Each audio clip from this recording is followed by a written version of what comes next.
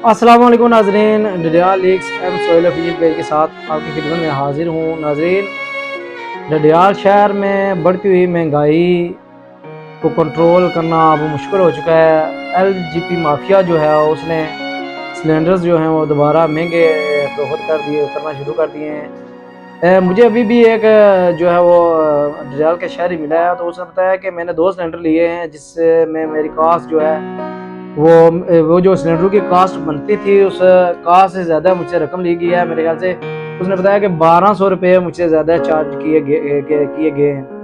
हालांकि डडियाल जो है ये इस वक्त एक लावारिस शहर है।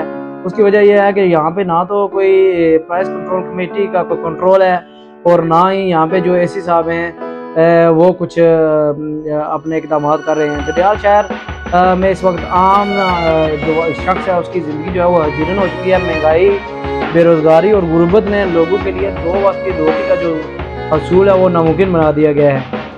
हमारे डडियाल की जो है वो तकरीबन 60% आबादी जो है वो बरतानिया में है, लेकिन बरतानिया वाले भी इस मामले में हाथ खड़े कर चुके हैं क्योंकि महंगाई ने जो है वो गरीबों की कमर तोड़ कर रख दी है। यहाँ पे जो है वो सुबह और रेट होते हैं और हर दुकानदार जो है वो अपने अपने रेट के मुताबिक जो है वो चीज़ें फरोख्त कर रहा है। चाहे वो घी है, चाहे वो चीनी है, चाहे वो दालें हैं, चाहे वो दीगर शय खुर्दोनोश हैं, सब्ज़ी है, फ्रूट है। लेकिन जुल्म ये है कि ये जो माफिया शहर में बैठा हुआ है, ये जो जायद रेट्स ले रहे हैं इनको कौन जो है वो नकेल डाले। इस हवाले से जो है वो इंतज़ामिया को इकदाम करने की ज़रूरत है। मैं डीसी मीरपुर और कमिश्नर मीरपुर से भी ये मुतालबा करता हूँ कि खुदारा ये जो प्राइस कंट्रोल कमेटी है इसको थोड़ा मुतहर्रिक करें ताकि जो डडियाल के लोग हैं उनको थोड़ा रिलीफ मिले, क्योंकि शहर के अंदर इस वक्त जो है वो हर बंदे के अपने मन माने रेट हैं।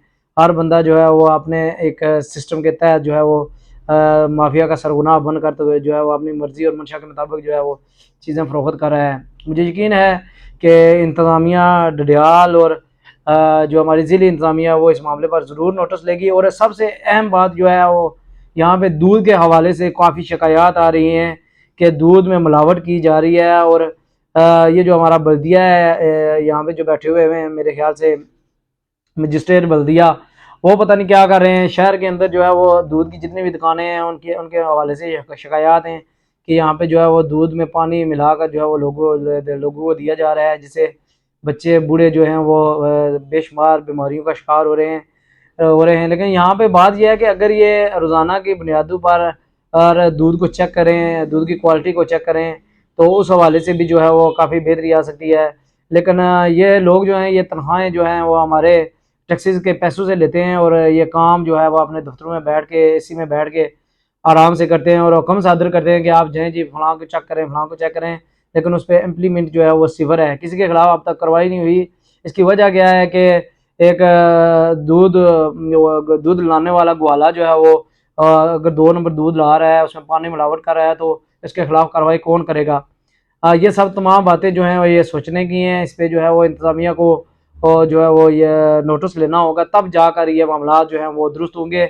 मुझे उम्मीद है कि हमारी तहसील इंतज़ामिया, एसी साहब और तहसीलदार साहब और हमारी जो ज़िली इंतज़ामिया वो इस पर नोटिस लेगी और ये जो चेक एंड बैलेंस का निज़ाम है इसको दुरुस्त करने के लिए इकदाम करेगी। अपने मेज़बान मोहम्मद सोहेल को दीजिएगा इजाज़त। इंशाल्लाह फिर नेक्स्ट वीडियो के साथ आपकी खिदमत में हाज़िर होंगे। अल्लाह हाफ़िज़।